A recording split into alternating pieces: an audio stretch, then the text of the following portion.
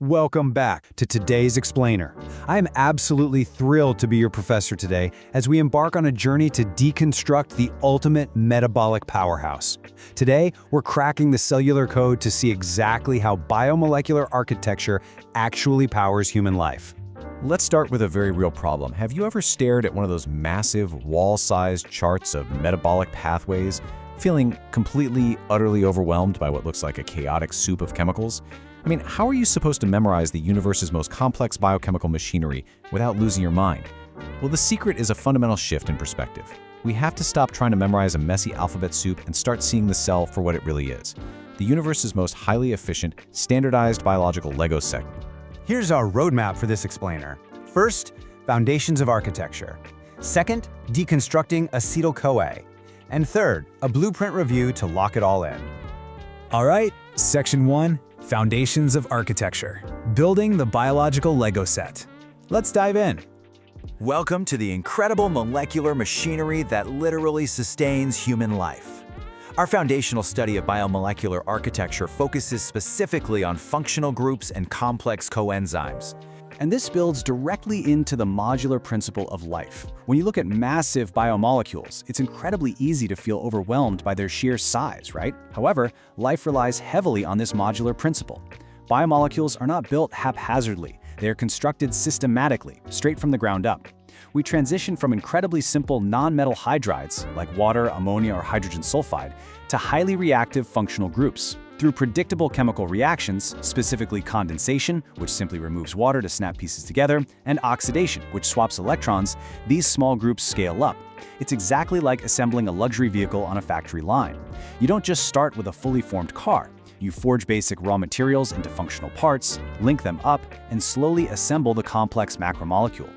So think of functional groups as your molecular periodic table. Most biomolecules formally derive from incredibly simple compounds made of oxygen, nitrogen, and sulfur. By taking a base non-metal hydride, like water, ammonia, or hydrogen sulfide, and just replacing its hydrogen atoms with carbon-based alkyl residues, the cell creates its primary toolkit. Take a hydrogen off water, slap on an alkyl group, boom, you generate an alcohol. Do it twice, you get an ether. Systematically modifying ammonia creates primary, secondary, and tertiary amines. And modifying hydrogen sulfide yields highly reactive thiols and thioethers. Guys, these aren't just random tweaks. These functional groups strictly dictate exactly how a molecule is going to behave, dissolve, or bind to a cellular receptor. Now, if functional groups are the cell's basic toolkit, the oxidation ladder is the exact mechanism the cell uses to upgrade those tools. New, highly reactive functional groups emerge through progressive oxidation. This typically involves yanking off hydrogen atoms and simultaneously adding a double-bonded oxygen, the famous carbonyl group. And these cascades are beautifully mapped out. A stable primary alcohol is oxidized into a highly reactive aldehyde, which then further oxidizes into a stable carboxylic acid. Secondary alcohols climb up to become ketones. Down in the sulfur cascade, a thiol oxidizes to form a rigid disulfide bond, which is critical for holding proteins together. This stepping up of oxidation states is literally exactly how your liver breaks down toxins and how your mitochondria extract energy. So, the crucial question is, what do we actually do with these upgraded tools? Well, we use carbonyl addition reactions, which is the actual construction phase of our cellular machinery. That double-bonded oxygen carbonyl group is a highly reactive anchor point. It demonstrates exactly what happens when you combine an aldehyde with other functional groups. Add an amine to an aldehyde, you generate an aldimine and release water, a vital step in amino acid metabolism.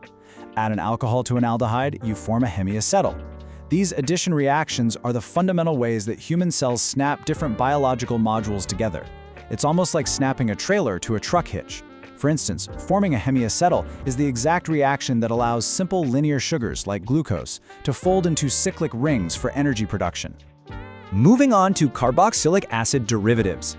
These form the heavy-duty structural linkages of the biological world. Carboxylic acids form critical biochemical bonds through nucleophilic substitution, basically swapping out an OH group and kicking out a molecule of water to bind a new group. When it reacts with an alcohol, it forms an ester, which holds our fat stores together. When it reacts with a highly reactive thiol, it forms a high-energy thioester, the beating heart of energy metabolism molecules. Finally, reacting with a primary amine forms an amide. Those are the famous peptide bonds that string your amino acids together. Honestly, these derivatives are the structural steel beams and the high-voltage power lines of the human cell. Now, if carbon is the structural backbone, phosphorus is the high-voltage electricity. It has two vastly different cellular roles. First, it forms phosphoric acid esters. These multi-ester bonds are the rigid, incredibly stable backbones of our DNA strands and cell membranes. Second, and much more dynamically, phosphorus forms acid anhydrides. Anhydrides are formed by forcing two acids together, which requires massive, intense energy input. When the cell creates this bond, it's essentially compressing a highly volatile molecular spring. These acid anhydride bonds are the universal energy currency of all known life, literally powering everything from brain function to muscle contraction. It's kind of a beautiful, elegant paradox that water is both the absolute simplest molecule in our bodies and yet the master regulator of our most complex biochemical processes. Condensation involves the removal of water to snap molecular subunits together into large polymers. Conversely, hydrolysis is the uptake of water to break those massive polymers back down into their individual chemical modules. This highly reversible cycle allows the human cell to constantly recycle its biochemical units. Now, to truly understand this modular architecture in action, we're going to deconstruct a highly complex coenzyme built entirely by these precise water-driven functional groups. Okay, Section 2, Deconstructing acetyl-CoA, the modular engine itself. Before we look at the structure, I want to give you a quick mnemonic to make this super easy to remember. Just say to yourself, cell biology professors prefer reviewing acetyl-CoA. This stands for the exact modular sequence from top to bottom. C for cysteamine, B for beta-alanine, P for pantothionate, B for phosphates, R for ribose, and A for adenine. Keep that in your back pocket as we build it. Okay, let's dive into this masterstroke of biology, acetyl coenzyme A. This complex nucleotide is the ultimate high-potential metabolic engine of the cell. Its primary job is to activate carboxylic acid residues. The vital chemical connection happens when the carboxy group of an acetate molecule bonds directly with the reactive thiol group of coenzyme A. Notice that scion burst representing the reaction point? This creates a high-energy thioester bond. Why is it so special? Because the hydrolysis of this bond releases a massive amount of chemical energy, a staggering delta G of -32 kilojoules per mole. To put that in perspective, this is exactly equal to the explosive energy released by breaking an ATP molecule. There's absolutely no way you can overstate this. This immense power safely transfers the acyl residue to drive both the Krebs cycle and lipid metabolism. But the molecule doesn't just detonate spontaneously. To see why, we need to look beneath the hood at modules 1 and 2, cysteamine and beta-alanine. Cysteamine provides that vital reactive thiol group at the very top. Directly below it is beta-alanine. These two essential modules are linked together by a robust, highly stable acid-amide bond. This strong peptide-like tether ensures that while the very tip of the molecule is violently reactive, the structural arm holding it remains completely intact and secure during the absolute chaos of cellular metabolism. Moving further down the structure, we encounter module 3, pantoenate. Linked to beta-alanine by another stable acid-amide bond, pantoenate brings two critical features to the table.